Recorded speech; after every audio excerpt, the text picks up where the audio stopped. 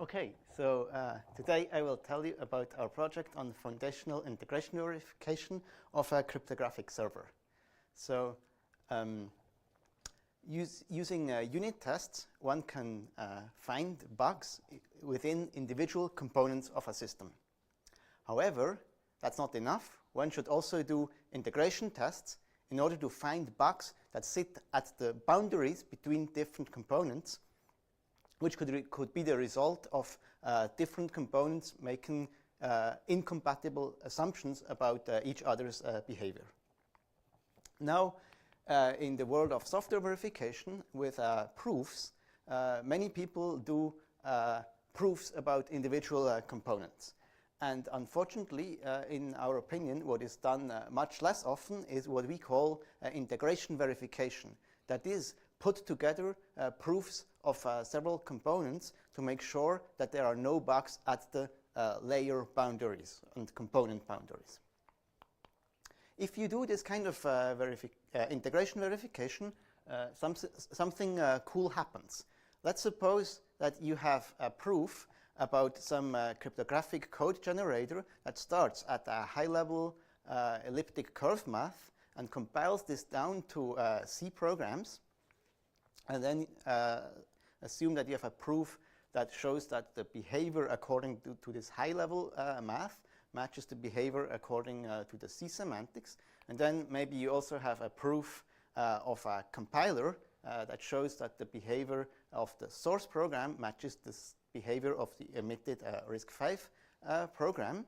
Then if these two semantics in the middle are actually the same, you can cancel them out and you can get a theorem that only mentions the top and the bottom specification. And then, if you play this game along a whole stack, of a whole system stack, you can get a combined end-to-end theorem that can serve as a concise description of the overall behavior of the system. And it only mentions the topmost and the bottommost semantics. So if you want to read code in order to understand what the system does, that is, if you want to audit the system, your auditing burden is much lower because you only need to read the topmost specification and the bottommost specification. And if we got some intermediate specification wrong, it doesn't matter because the upper and the lower layer relying on them are still compatible. We did a case study on this that we call the garage door opener. So it is a little cryptographic server, and you can send it packets to open the garage door and to close the garage door. And what we proved about it is that it only opens and closes the garage door in response to correctly authenticated commands. The stack includes 4 compilers and a diverse set of proof techniques that I will tour through later. At first, a few highlights about this project. So the proofs cover all the software that is running on our bare metal system. We have a Koch theorem that goes all the way from high-level math on elliptic curve crypto all the way down to the binary representing the machine code. Our system includes input and output over the network and highly optimized cryptographic code. And most of the software is implemented in a high-level functional language, and yet the compiled code respects embedded systems conventions, and in particular, no garbage collector is needed. And we prove liveness and also that we don't run out of memory. And it is worth pointing out that this kind of fully end-to-end verification of all the code has only been carried out very rarely previously. Depending on how strictly you set the criteria, it has never been done, or maybe once, 2 or 3 times at most. So for the rest of the talk, I will first start with a little guiding principle, then show the description of our system, give an end-to-end theorem as the specification, and then do a tour through the diverse set of proof techniques that we're using. Let me start with our guiding principle.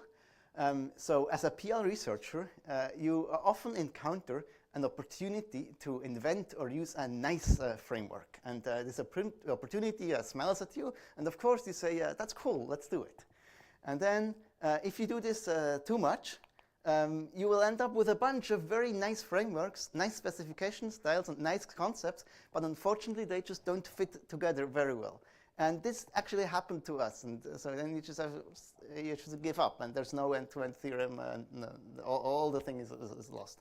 So we said, no, let's not do this. But in this project, we said KISS, which stands for Keep It Simple, Stupid. And by this, I mean that we chose a really simple specification, style. Namely, memory is represented as simply a finite map from words to bytes, a partial finite map. We use a very simple form of separation logic where clauses are represented, just have type mem arrow prop, and our specifications are either simple functional programs or they are predicates over I/O traces. We use weakest precondition signatures for all language semantics, and they happen to have the same signature as omni semantics, which appear also. We model network packets as lists of bytes, and we use concatenation of these lists of bytes. This simple specification style then allows us to unify a whole zoo of diverse proof techniques, which I will go through later. Now, a quick description of what our system does. So on the right, we have our little garage door server. On the left, we're using a laptop, but in a more realistic setup, this would be a little key fob. And in the more realistic setup, this would be wireless. In our case, we have an Ethernet cable between the laptop and the demo system. And the interaction is very simple. We send like a little packet that basically says, please send me a challenge. Then the server will send a challenge. And based on this challenge, we can send a open or close command. And if the cryptographic authentication is correct, the door will open or close. Now, let's see the end-to-end theorem that we proved.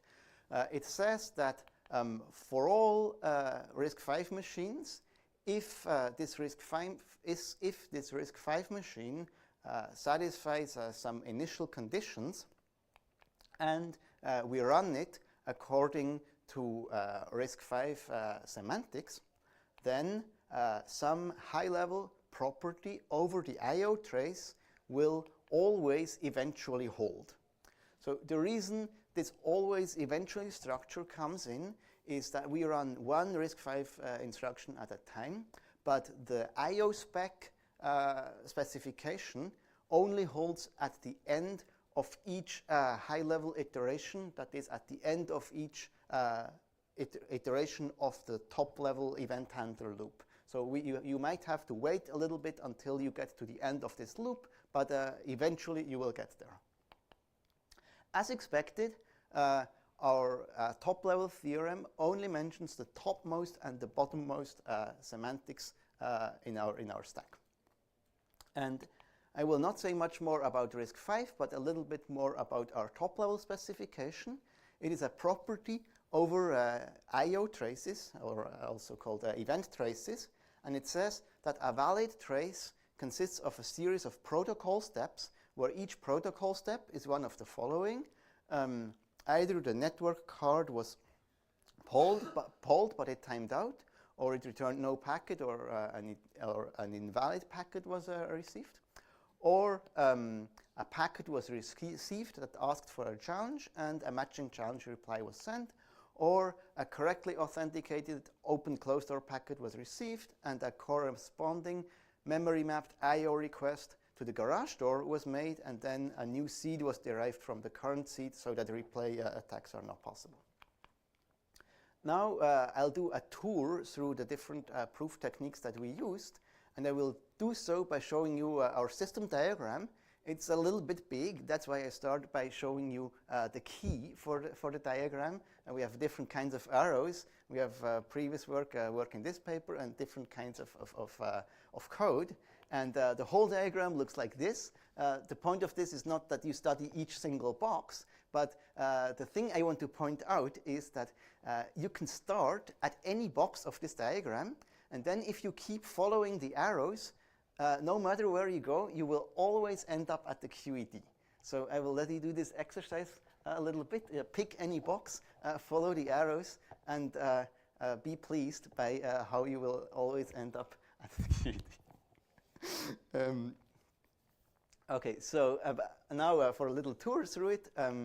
So we use from previous work, we use the Fiat Crypto framework to turn modular arithmetic expressed at a high level into fairly low level, pure administrative normal form code, basically 3-operand code. And the techniques involved there are partial evaluation and rewriting. Then we wrote a new compiler from the Fiat Crypto to Bedrock 2. Bedrock 2 is our subset of C that we support. And there we have a fast encoded input language. And the cool thing is that it also outputs separation logic specifications of the created functions with what we call read before write aliasing.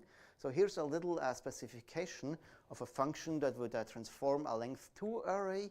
And the cool thing to point out here is that the caller of this function may choose if it wants to alias the input array and the output array. And so this is the input array and here is the output array. And if it wants to alias them, the explicit frame R does not contain this input array, and the 3 yellow parts at the top in the pre and post conditions are all the same. On the other hand, if it wants to keep the input array and the output array separate, then the input array that you see in the first precondition goes into the frame in the second precondition and also in the post condition. Another technique that we use in the part for implementing modular inversion by using exponentiation by squaring is to simply use the partial evaluation techniques that we have available in the cockproof assistant, such as simple and unfold and CBN and those guys for these 2 steps that I marked here. And then we also have to implement multiplication of a scalar times an elliptic curve point. And there we have some part where the technique that we use is simply interactive proof of functional code in a proof assistant. And then once we arrive at what we call low-level Galena, which means functional code that is very close to imperative code but still functional, then we can use a tool called Rupicola, which allows us to derive imperative code from functional code. And it's a compiler implemented in the tactic language of Coq called Altac. And it can be configured by the user by adding custom compilation lemma to some hint databases. We also implemented a pseudo-random number generator using Rupicola. And then to implement the main garage door app, we used the Bedrock 2 program logic. It has pre and post conditions, and we incrementally prove the formulas that the weakest precondition generator of this program logic returns. And we reuse an existing IP checksum implementation, and we reuse the existing verified Bedrock 2 compiler to obtain RISC-V machine code. We reuse a lot of the network of previous networking code, but we had to implement new code for transmit functionality. And there we again use the Bedrock 2 program logic, and our specifications combine separation logic and propositions over the I/O traces. And finally, there are 2 functionalities that are not expressible in our Bedrock 2 subset of C, namely memory mapped I/O and the infinite event handling loop at the top level. And for these, we use something we call like mini compilers. They're really, really simple pieces of code that emit a few assembly snippets. So with AMAM-IO, we use external calls to represent them in Bedrock 2. And then this mini compiler simply replaces the external call by stores and loads in RISC-V. And for the top-level infinite event handling loop, the problem in Bedrock 2 is that Bedrock 2 semantics require proving termination for all programs, but there the point of this whole loop is that it does never terminate. So we use this little mini compiler that simply calls designated init function once and then repeatedly calls the loop body function. And then with all that, we can put everything together into this one QED that spans the whole system. We did some performance measurement as seen from the client that opens and closes the garage door. So if we use our implementation and compile it with the verified Bedrock 2 compiler, one interaction takes about 0.47 seconds. If we replace the verified Bedrock 2 compiler by GCC, it only takes 0.12 seconds. But the interesting part is that if we substitute all the crypto part by the state-of-the-art boring SSL crypto code that runs in Chrome, the performance doesn't really change. So from this, we can conclude that the only remaining performance bottleneck in the whole thing is the Bedrock 2 compiler, which is not surprising because we put basically no effort at all into optimizing this compiler.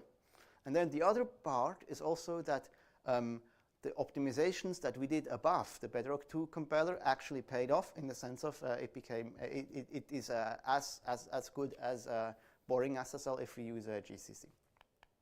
So to conclude, using this simple specification style allows us to combine a diverse set of proof techniques.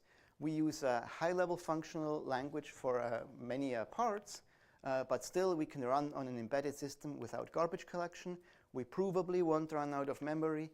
We combined 4 compilers as well as a handwritten code, and we proved everything from high-level elliptic curve math down to RISC-V machine code, and as expected, all the intermediate specifications cancel out in our final theorem. So with that, I'm done, and I'm happy to take questions.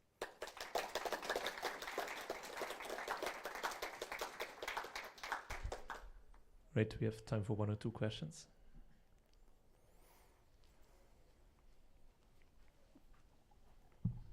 Yeah, so thank you for your great talk. I was wondering, have you considered going lower, say not to RISC-V, but to some abstract specification of PMOS and NMOS transistors? Not quite that far, but in a previous paper we combined the software proof with a hardware correctness proof, and there we had a little pipeline processor and went all the way down to a hardware description language called BlueSpec, which is still not quite as low as you want. My advisor, I think, did try to hire people who want to go lower, and he sits right in front of you, so people, I think this is still a thing, and we want to, I would say. Thank you. Very cool, of course. Since you're able to use a lot of existing systems, compilers, I was wondering if you had any particular lessons learned or challenges about how they all fit together, or maybe if just one thing had been different, they would have fit together much better. Well, okay, one, I mean, I want to show you this one. I think this one matters. Yeah, this one matters. Then what would we want to do? You ask about the thing that worked a bit less well, I think, right? And or the things we learned, and yeah, I think I think at reusing Rupicola, that's not the part that I did, but there I think that worked well for the domain in which it was designed. But then for the part in